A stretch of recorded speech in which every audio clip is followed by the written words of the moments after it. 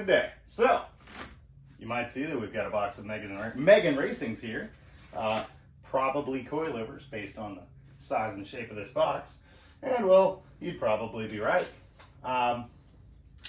You know, some folks might not care too much for the Megan Racing, but they have actually been around long enough now where I fully trust their quality. It's a big enough company where if you need a damper later on, you can call them up and order one. So, for the sake of simplicity and affordability and quickness and serviceability, we went with Megan's. These are going to be on the 240Z, and so we got a long one ahead of us.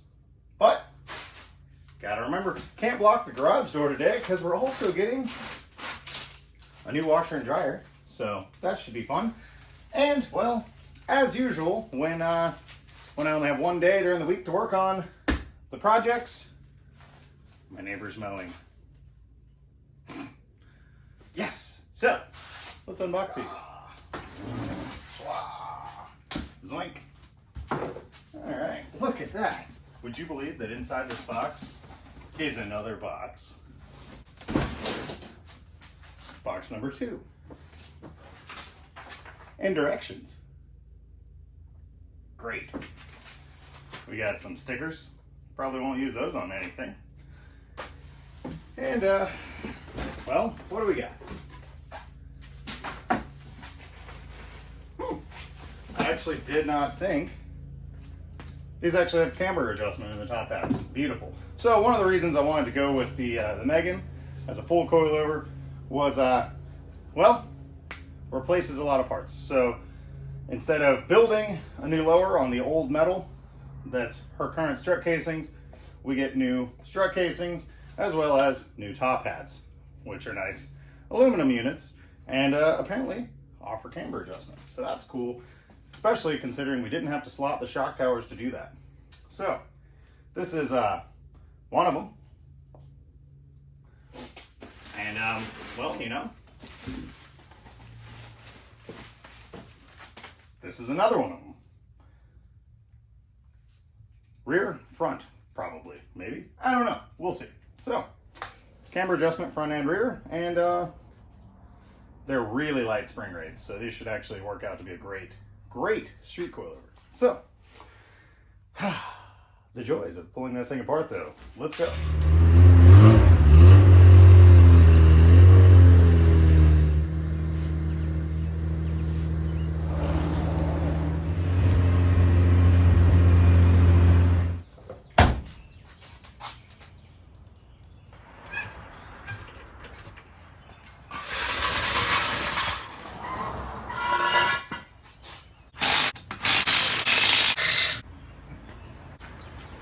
Okay, so today we're going to start in the rear, you know, kind of like I would on a leaf spring car, but the reason I'm starting in the rear here is not because the rear is easier, but because I am terrified of the rears on this car. So, similar setup to, say, a front on an A86 or basically any of these old cars where the strut casing is the lower knuckle. Well, the problem with that is the lower knuckle on this car is, well, quite large. And, well, it's got an axle going to it and everything too. So, we're going to start here, a little bit more work. And, so, this big, long through bolt here secures the lower control arm to the knuckle. And, well, there's like 105% chance that that bolt is not going to come out. So, I think we're going to try that first because, well, it is more manageable. But if it doesn't, well, we're going to move right up here and remove the lower control arm itself from the car, which is actually quite simple. So if we need to, we'll just take that whole unit into the garage, lob this strut casing off, weld on our coilover, and we're good to go. Lots of work. Loosen the nut on both ends of this shaft. We're going to give it a couple whacks, see if anything moves. And, well, so far, no. We gave it a go. I'm not going to try to figure that out all day long, so we're going to go ahead and pull lower control arm. The stub axle, not a CV axle, Stub axle is actually this end. What do you call that? Anyway, the axle shaft, we're going to go ahead and pull that out at the hub. And then that is 17 millimeter nuts. Slide down there, drop the clamps that hold the lower control arm in, go inside, bust off the top mounts, drop this whole extremely large, heavy chunk. Great. Also got to break the brake lines off so we can leak out all that brand new brake fluid. I have a habit of absolutely screwing myself when it comes to jacking the cars up and, you know, not getting them high enough to do any of this stuff down here. So, anywho, up here you'll find a 14 and a 14. And, well, this little bar here kind of clamps the fronts. Oh, Lord, you can't see anything. All right, this little crossmember doodad here clamps the front of the A-arms into the chassis. And back here, well, come on, help, we're stuck. All right, and back here, it's kind of like a C-clamp, like a sway bar would use. And that holds the back of the control arm into the car. Pretty simple device, pretty neat way they did that. So, we'll bust all those out, and yeah. Should be able to drop this whole unit in my teeth. Simple, just like that. Ooh, we Audi 5000. All right. Guess we'll just go ahead and get both rears off at the same time. So we'll go ahead and repeat the process over there before we cut anything on the rears. All right, much like we've done before, we're gonna go ahead and compress these springs a bit. Blast these top nuts off so that we can get the springs out of the way and loosen up these gland nuts, which this one has definitely been serviced before. That one, can't really tell, but I mean, why would you just do one? So, we're gonna go ahead and through the magic of hard work, we're gonna go ahead and knock that out real quick. So, these shocks that are in here definitely have been replaced before. They're this pretty blue. They have almost no compression damping, but you know, they're KYBs. Anyway, they have tons of rebound, which is weird. I will consult with the directions and see where it tells us that we want to cut these short casings. Rear, lower mount, says cut 45 millimeters from the base, and then slide the new case over the top. Cool. That's easy enough. I've always thought it was, you know, just normal motor oil, shock oil if you were real fancy, or even ATF that you put in these to prevent seizing. That definitely smells like 75, 90 gear oil. Which is great because it's the best smelling fluid ever. Yeah. Good thing is in the future we won't need that. So we'll lob this bad boy off. We marked her at an America measurement. We were roughly 1.5 inches. So 45-ish millimeters. All right, went as far as I could with the angle grinder for accuracy, but now we're gonna have to finish her out with the Sawzall, my least favoriteest cutting tool because, well, carpal tunnel and extremely inaccurate. But yeah.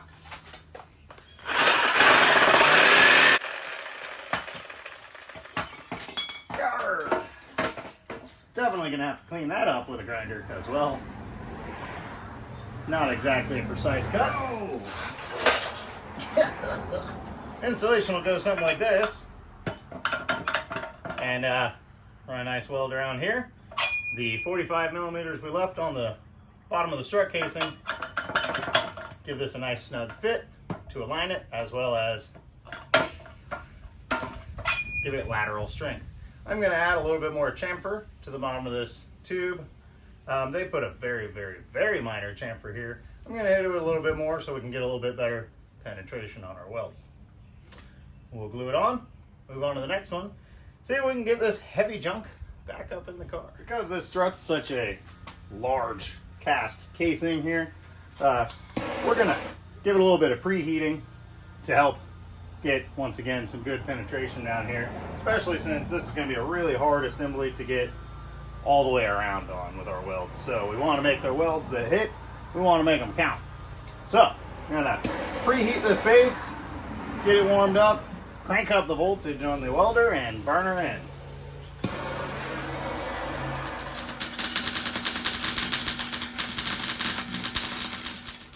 All right, got them both welded in there. I think we'll go ahead and leave the shock portion out of the coilover, make it a little lighter and easier to wheel up in there, since we've got this big cumbersome unit to go up in there. But yeah, we should be able to just go ahead and throw our knuckle control arm lower coilover mount situation all up under there again, and move on to the fronts, hopefully. So we had to pause for a moment, receive our new washer and dryer, and well, then we had to go pick up some tires for this thing and grab some lunch. And well, now it's 6,320 degrees outside and directly in the sun. So I guess we'll get back to sticking this thing back together. Oh wait, this should be swell. Need this. These guys. Hang it. There we go. Ooh. Ow. It's a bit heavy. That touch cumbersome. Next we need to thread our coilover into this. Come back in 10 minutes when we're done. Okay. Pretty much up in the hole here. So we'll try to guide our studs like so. And yeah, that should just jack right into place. Perfect. Hot. Dehydrated because I'm not even sweating. So, anywho, okay. Done. Let's move to the front. So, once again, gonna have to leak all my brake fluid out. Stupid. So, down here we've got this bolt in the steering knuckle, one that concurs with it on the other side. Probably 19s, maybe bigger, who knows. Blast those off, our brake lines off. Where are you? Right there, brake lines off. And then our 3 shock tower bolts, 5 bolts. Drop this thing out, compress the springs, cut the cases, weld the new coilovers on. Done. Did. Dang. So let's do it. It's hot. So with the rears, we could tell they've been to the doctor before because they felt kind of well damped and, you know, had those nice blue struts in them. But you can tell these rears or these fronts, well, they've never seen any work. Right. So should be a great improvement. So took the backing plates and the hubs and brakes off. It's easy enough. You're probably gonna want to have to do that anyway, just to get a little bit better access all the way around the strut casing. So, same as the rears, we're gonna do 45 millimeters of the bottom of the casing left on, and then our new guys on there, boop, front, throw them back on. Boy, this thing needs front ball joints badly. We don't have any, so we'll do that next time. Well, I lied about them never having been serviced. They're just, you know, clearly not very good quality, but look how cool these struts look. Mulholland, you know, they were just designed for bombing Mulholland Drive in California, right? Must have been some high performance garbage back in the day. It looks cool though. I love that font. Anyway, trash. All right, so the knuckle here has this little bloop that sticks out. It's, you know, pretty close to fitting between, but you can tell that when the tube goes down, it kind of bottoms out there. Kind of surprised that Megan didn't just put a notch here. For that, I went ahead and put a notch in the tube. With that notch, it kind of keys in, and the tube gets farther down and flush all the way around for us to get a nice good weld at the bottom. Well, all 4 coilovers are installed. Thank you, Jesus. What a day.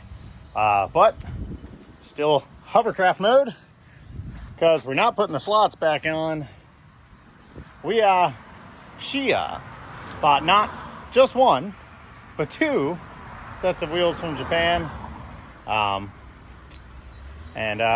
we got to go get some tires mounted on one of those sets so we can put her on the ground and set the ride height and see how this thing freaking looks. It's going to be good.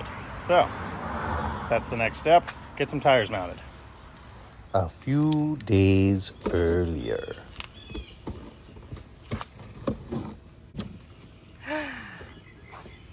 So you got 2 today. Still waiting on 2 more. Center caps. And a cool sticker. What does that say? What is this? Can't read this. Send it back. We need the English ones. Dang it. Oh, they came with valve stems. What'd you get here? What are these? They're so pretty. They are so pretty.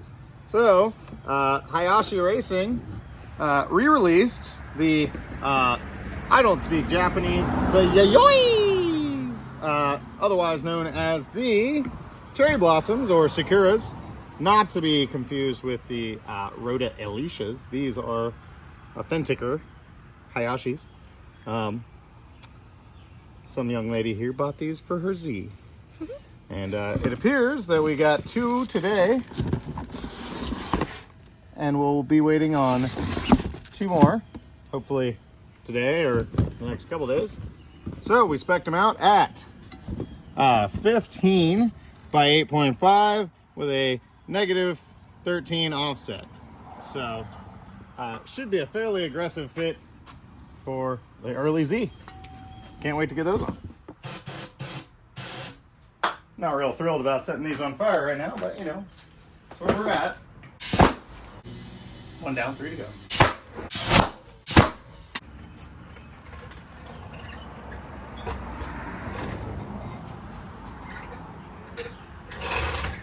We gotta lower it a bunch.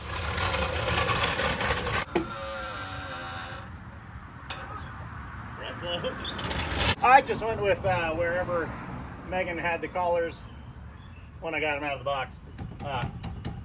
Clearly we got some wheel gap in the rear, so we'll have to go down in the rear. The front, obviously, will go down a little bit more too, but the front's a lot closer to where it should be. So, yeah, let's do that.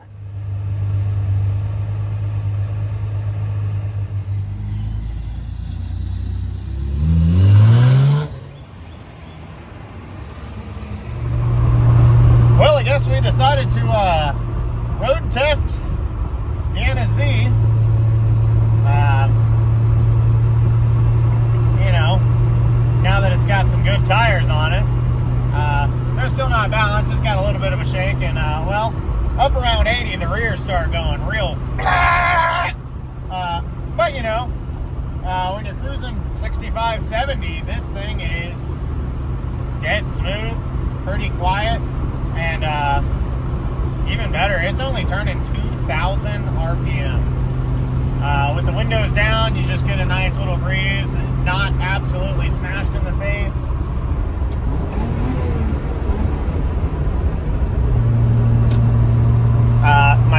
Izzy, what happened? My buddy Izzy was just broken down. I just passed him on the highway. I don't think I can render any assistance in the Z. Izzy, are you okay? Anyway, the Z is doing pretty great. So we're trying a 140-mile round trip for test drive. So we're about 60 miles in. So far, so good. This thing's pretty sweet. Oh, that was a video. Ah! Well, overall, last night, we put like 150 miles on overall, it was a great success. The car did good. The biggest issue we have with it is 100% fumes in the cabin. I tell you what, this thing is trying to kill you. Drives great though, so we'll have to address some of the, breathability issues, especially before winter time, because you cannot drive this thing with the windows up, period. But overall, the Megans, they're a great spring rate for street driving. I don't remember what the spring rates were, but comfortable. Cruise is nice. Just good. The Z is good. On a way to Target for some Starbucks.